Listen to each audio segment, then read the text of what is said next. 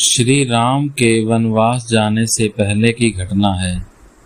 श्री राम के पिता राजा दशरथ अपने मंत्रियों के साथ दरबार में बात कर रहे थे। राजा दशरथ मंत्रियों से सुझाव ले रहे थे कि राम को राजा बनाना चाहिए या नहीं। सभी मंत्री दशरथ को सुझाव देने के साथ ही उनकी तारीफ भी कर रहे थे। धीरे धीरे सभी लोग दशरथ की बहुत ज़्यादा प्रशंसा करने लगे। उस समय राजा दशरथ ने भरे दरबार में सेवक से आईना मंगवाया और अपना चेहरा देखने लगे। यह देखकर दरबार में सभी को बहुत हैरानी हुई। राजा दशरथ ऐसा कभी नहीं करते थे, लेकिन उस दिन उन्होंने भरे दरबार में ऐसा किया। उस समय आईना अकेले में ही देखने की परंपरा थी। अगर कोई सभी के सामने आईना देखता था तो उसे अच्छा नहीं माना जाता था। राजा दशरथ ने आईने में देखा कि उनके अधिकतर बाल सफ़ेद हो गए हैं, मुकुट भी टेढ़ा हो गया है।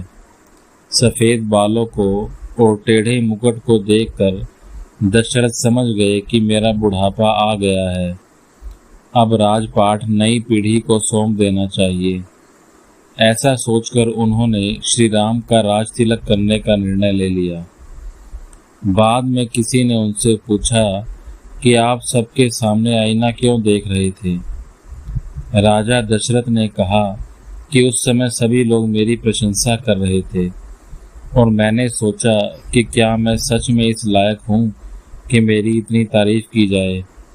मेरे बाल सफ़ेद हो गए थे। उस समय मेरा मुकुट भी थोड़ा तिरछा हो गया था। ये सारी बातें सोचकर मैंने तय कर लिया था कि अब नई व्यवस्था की ज़रूरत है। इस कारण मैंने राम को राजा बनाने का निर्णय ले लिया। कथा की सीख।